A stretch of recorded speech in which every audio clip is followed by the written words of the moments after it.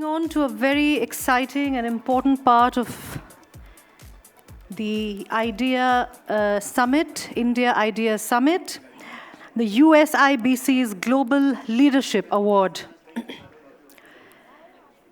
This award honors individuals who have made extraordinary contributions to US India relations, strengthening the relationship between the oldest and the largest democracies in the world.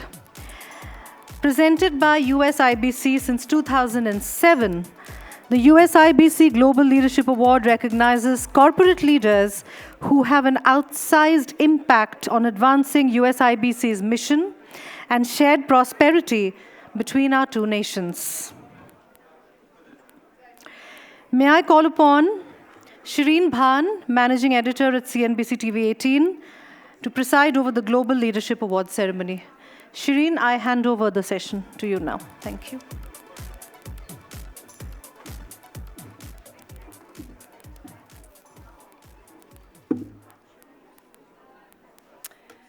Good afternoon, ladies and gentlemen. May I request you all to settle down? This is going to be a very exciting part of the proceedings here this evening as we get ready to honor two legendary leaders, two individuals, two gentlemen who have played their part in strengthening the India-US partnership and the India-US business relationship. Without further ado, ladies and gentlemen, I'd like to take the opportunity to introduce you to our first awardee this evening, a man that I've had the privilege and pleasure of knowing and interviewing over the past 2 decades. Please put your hands together for Baba Kalyani, the Chairman and Managing Director of Bharat Forge. Congratulations, Mr. Kalyani. And I know this can be awkward listening to what people have to say about you, but nevertheless, he is, as I pointed out, a transformative leader. He has many firsts to his credit, including ensuring that Bharat Forge, the company that he navigates today, has transformed itself into a diversified conglomerate. He called it a technology company, and it has seen a transformational change under his leadership. Mr. Kalyani has been the leader of Bharat Forge for the last 50-plus years. He incidentally just turned 75 earlier this year, and 52 of those 75 years he spent at the helm of Bharat Forge, changing the complexion of the company that he is taking forward. As I pointed out, today it is a company that's focused on technology. It's a company that started with forging and forayed into the automotive segment, and today is also a leading Indian defense manufacturer with an aspiration of building its export order book. So, ladies and gentlemen, please join me in welcoming Atul Kashyap and Ed Knight, the Executive Vice Chairman of NASDAQ, on stage as we honor Baba Kalyani with the USIBC Global Leadership Award. Could we have Ambassador Kashyap and Ed Knight on stage, please? Mr. Kalyani, please.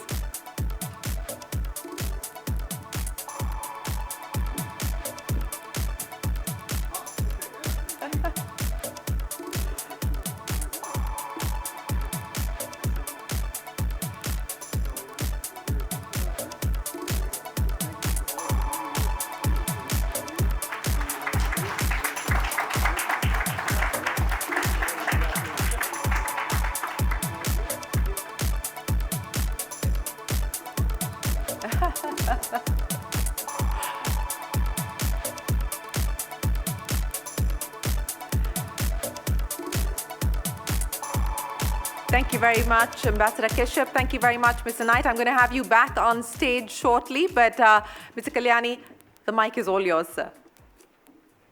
Yes.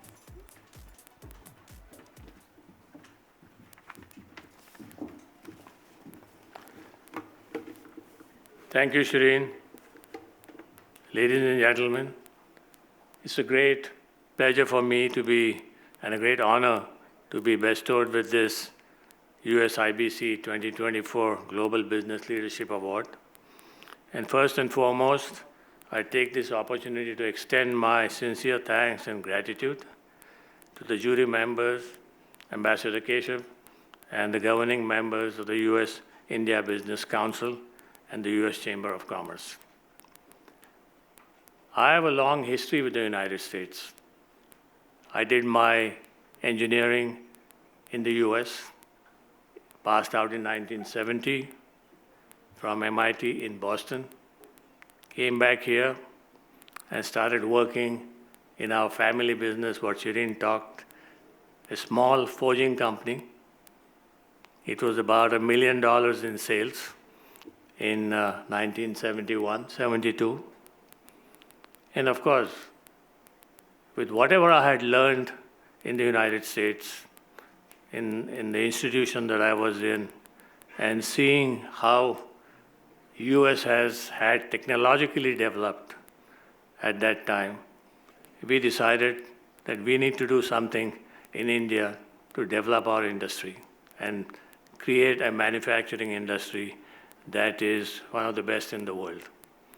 And it took us 20-odd years, between 1972 to 1992. There was a time, 91, 92, when the big economic reforms happened in India. Prime Minister Narasimha Rao and his Finance Minister Manmohan Singh got away with all the rules and regulations of licensing, import controls, trade controls, capital controls, and they really took the shackles off us, entrepreneurs. And that gave us an opportunity to grow and expand. In those 10 years, from 1992 to 2002, we converted our company from a small Indian company into a global company. And of course, we have a lot of companies that we work in the United States with, have been working with. The formation of our company, my father formed our company, but he did this with a small company out of Cleveland in Ohio, in the US. And for about 10 years, we had 11 expat engineers from the US working in our plant. So that was the foundations of our company. So we have great linkages with the US. I admire the way the United States has developed its industry, its capability. As Shireen talked about, we have now forayed into the defense business. And I read a book that one of my close friends who works for a very large defense company in the United States gave me. It's called Freedom Forge. It's a book, it's actually a factual book of how President Roosevelt, from 1939 to 1944, created this whole manufacturing of defense hardware to supply to England and France. And since England and France couldn't pay money at that time, they didn't have money, they ran out of money, he created a system of lend and lease, which I think many of you know about. But that's what created the US superpower in manufacturing and technology. And it's a fantastic chapter for countries like India to emulate. The great thing that I see in the USIBC now is the narrative is now changing more towards partnership, more towards using India's intellectual capability, using India's talent that we have. I mean, I was just talking with Bob a little while ago, and on the semiconductor business, I mean, the amount of design engineers that are there between Bangalore, Delhi, and elsewhere designing fabs, it's just amazing. So there is a lot of ecosystem here. The missing part is manufacturing. I'm in the manufacturing business, although I'm not in the semiconductor business. But I want to tell you that I supply a forging to Lam, which makes the etching equipment. Without that, you can't make the etching equipment. So I have a small part to play in the semiconductor business. But it's very great honor for me. Thank you, Ambassador Keshav. Thank you, members of the governing body, and I greatly appreciate it. Thank you very much.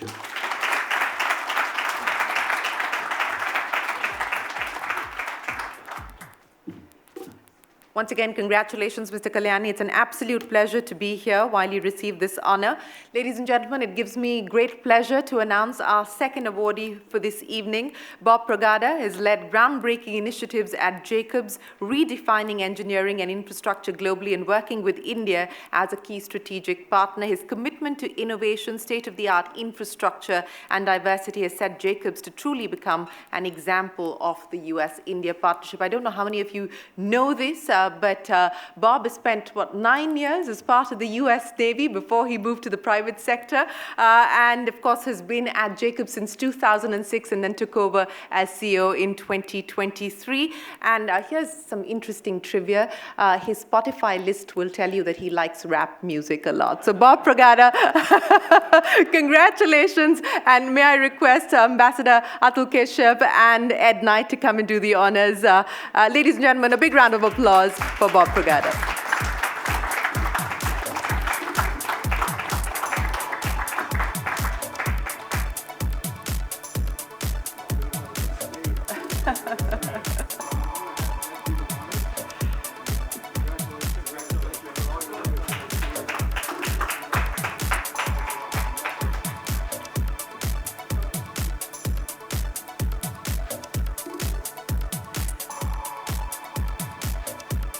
Mr. Kalyani, may I request you to join the photo op as well? Ed, could I request you to stay on stage and yes.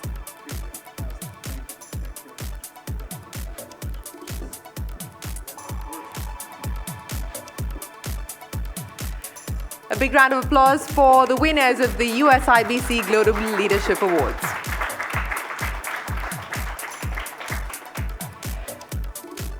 Bob, the floor is yours.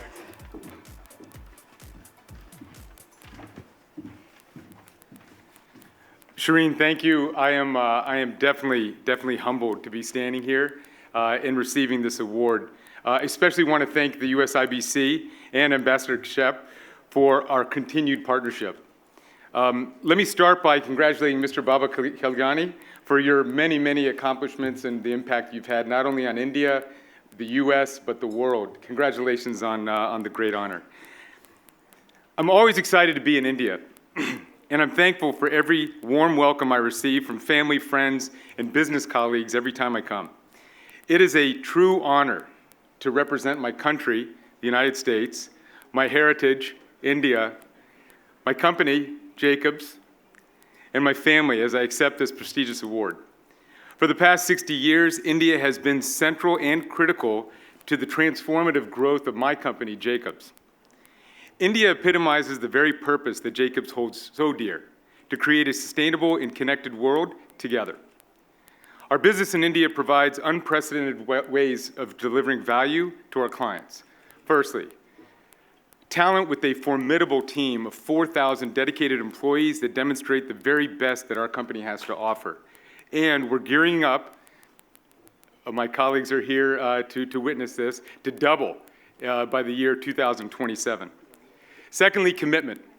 We are steadfast in our commitment to delivering world-class solutions to our clients that fundamentally benefit our communities and the world at large.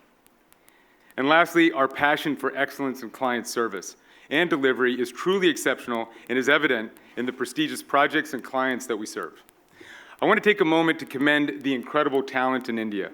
I've been meeting with our employees at various offices spread all across the country, and it never ceases to amaze me the spirit of innovation, collaboration, and dedication the team brings to our clients every single day. As Chair, CEO, and a proud Indian American, I am personally inspired and committed to continued prosperity of India. It's a matter of pride to me as a country, as its culture is not only in my blood, it's in my heart. We have a generational growth opportunity for India to transcend as a global leader, not only in technical services and information technology, but also as a global center for advanced manufacturing. Digital enablement will absolutely be an enabler and an accelerant in this cause and accelerate the pace of growth. I was at the Semicon conference earlier this week in Noida yesterday and the day before, and had the privilege of meeting with the Prime Minister, and have never been so impressed with the sponsorship and the ambitious vision that the country has set forth in achieving this unbelievable goal. and are going to get there. India for India and India for this world. That is the current sentiment, and there's a lot of excitement and energy around this. At this pivotal moment, we are focused on investing in our talent and investing in developing the tools and technology that will empower future generations of innovators, business leaders, and technical experts. Our vision is to contribute to the endearing and long-lasting legacy that positions India at the forefront of world-class technical delivery and manufacturing across many opportunities that lie ahead. Again, thank you very much for this incredible award. I'm immensely humbled and honored. Thank you very much. Once again, Bob, congratulations. I was hoping for some rap at the end of that, but I'm guessing we'll have to wait a little bit. It's the perfect opportunity to have a conversation with these two gentlemen about what they see as the future for this relationship and, of course, specifically for their individual companies as well. Mr. Kalyani, let me start by asking you, you talked about how the relationship has evolved aspirationally and also in real terms, in real ways. As you look at where we are today, as you look at the trends that are being forecasted on shaping the future from a manufacturing standpoint, as Bob just pointed out, we are now entering into an era of advanced technologies, advanced manufacturing. What do you see as being the role and relevance of India globally? Well, first thing is, as Bob pointed out, in the Semicon conference, we have 5 Indian companies building semiconductor plants. We missed this bus in the 80s, the so-called electronic revolution. We seem to be catching on this, I wouldn't say bus, more like a high-speed train in 2024. And I think whatever the government of India is doing, what the companies in the private sector are doing in this investment, and combine that with the innovative capability that is already available in the design space in this area, is going to lay the foundation for manufacturing many other products in a similar fashion. You're going to see many similar things happening, right? Not necessarily only electronics. It'll lead to advanced robotics. Of course, the whole AI revolution is upon us. The digital revolution is upon us. And there's no way an Indian company can escape moving into that direction. But I think electronics and semiconductors play a big part in moving forward. You talked about the small role that you're playing in this ecosystem, in this space. Are you likely to want to play a larger role? Do you aspire to play a larger role? You talked about the aspirations of Indian companies as the government rolls out its semiconductor plan. Shirin, you just told the audience I'm 75 years old. that doesn't mean you have to stop, sir. Well, we'll see. Okay, we'll see. But let's talk about the semiconductor story and how we see it playing out. And it's similar to what the US is trying to do with the CHIPS Act at this point in time to get people to actually set up capacity. And India has, now it's been about 12 odd months since the government has actually put the semiconductor mission in play. There are, of course, challenges that we will need to contend with, but let's talk about the opportunities and, more importantly, what you believe we need to focus on and prioritize to ensure that this is, in fact, realized. Yeah, I think, is this on? Yes. I think that comparing it to the CHIPS Act, I don't even know, this is going to be maybe a little provocative, but I don't even know if it's a comparison. The US had over a 50-year head start. Yeah. Has an incredible install base already. So the CHIPS Act was almost an incentive to do more on an install base that already was already there. And the government, though it had bipartisan approval to approve the CHIPS Act, really from a visionary sponsorship of the deployment of that capital, I think it kind of was more, it was more part of business somewhat as usual, right? What we're seeing here in India is exactly the opposite. And now, of course, we're going from 0 to 60 miles an hour or 100 kilometers an hour, in record time. But the sponsorship right from the top, I mean, the Prime Minister was effusive in his tonality, and his speech and his guidance to hundreds of people that were there. And we're seeing that in record time for environmental approvals. State governments stepping up and backing even more investment. Power grids and considerations around water are all coming about in real time. So I think we're off to a good start. Off to a good start. But you were talking about what we're seeing happen as far as the fabs are concerned, and of course that is the big focus at this point in time. But perhaps what is often underappreciated is what's happening on the design and development side as well when we talk about the chip industry and the contribution that India is making globally, not just India for India, but India for the world. How do you see that playing out as we move forward in conjunction with this aspiration of building out fabs? That's where India, I think, is going to have a huge advantage if the manufacturing side can come on. Chip design without manufacturing ends up being a technical services center. When you combine it, and think about this, 20%, excuse me, 20% of the global chip design happens in this country. And so that human capital, that intellectual horsepower already exists here in India.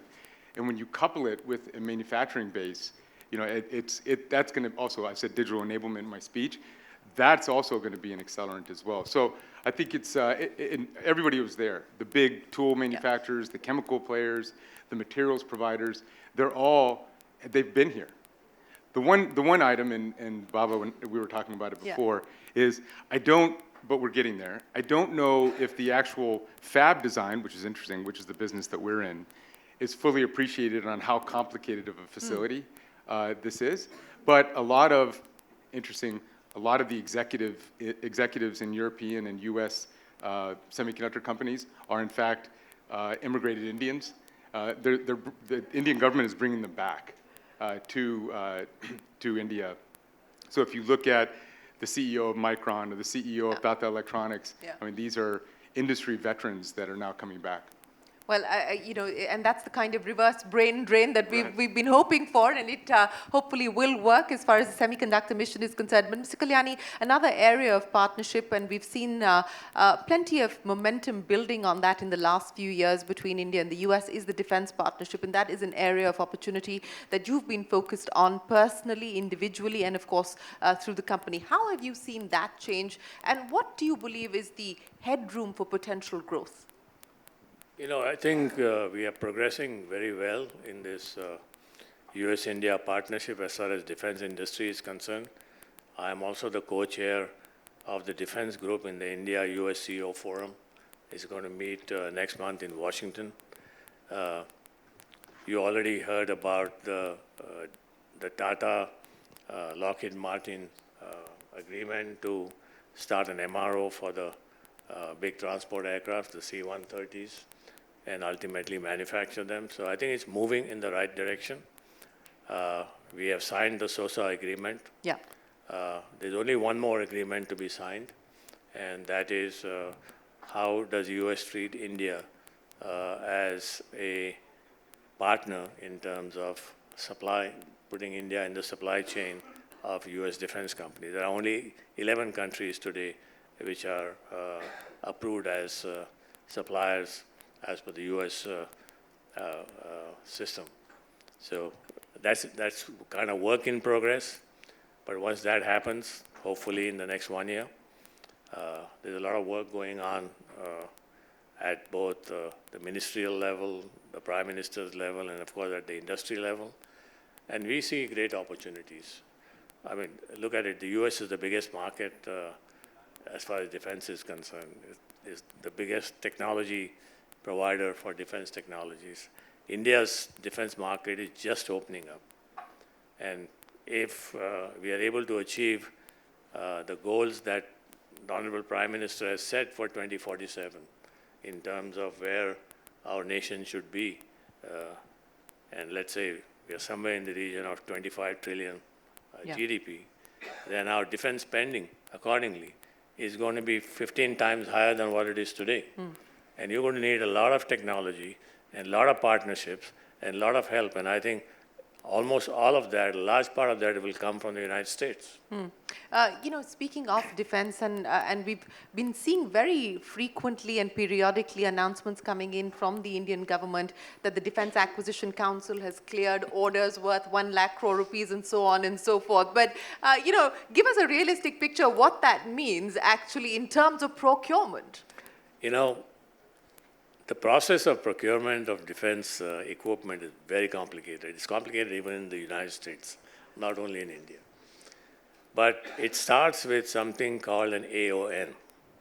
AON is an acceptance of necessity.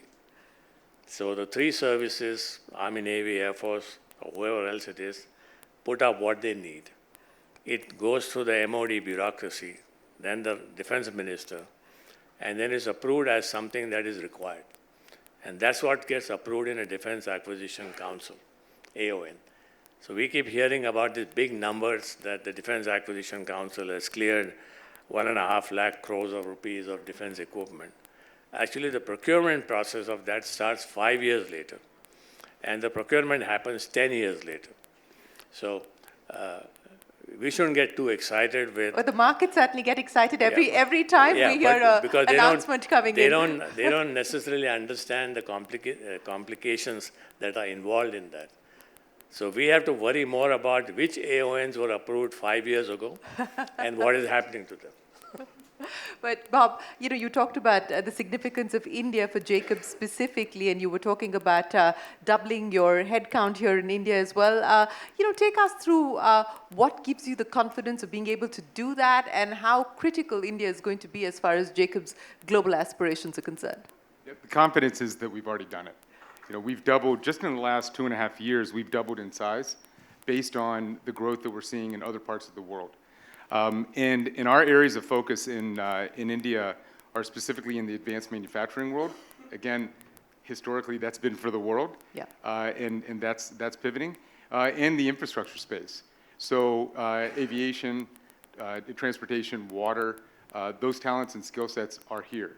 The other thing that gives us confidence, and right now we're seeing the work come all over, and this isn't a section of the work that's in the repetitive tasks that's coming to India.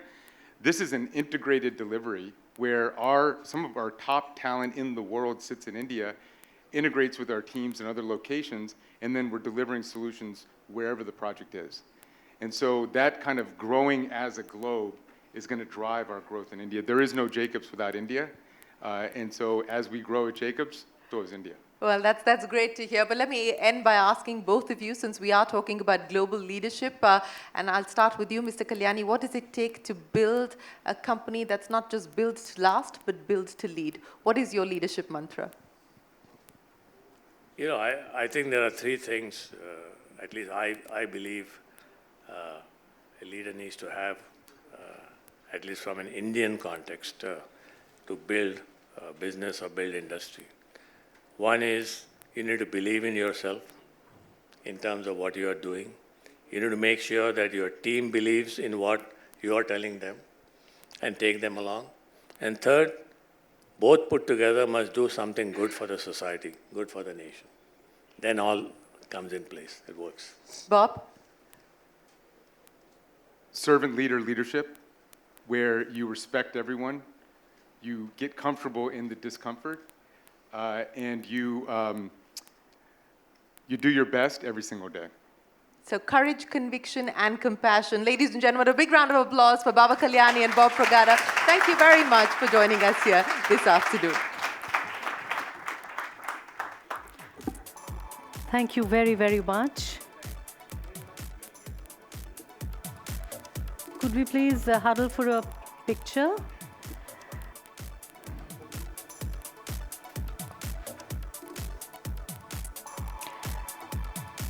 Ladies and gentlemen, please join me once again in congratulating Mr. Bob Pragada and Mr. Babasaheb Kalyani on receiving the USIBC Global Leadership Award on their leadership in championing US and Indian industry. Thank you very, very much, gentlemen.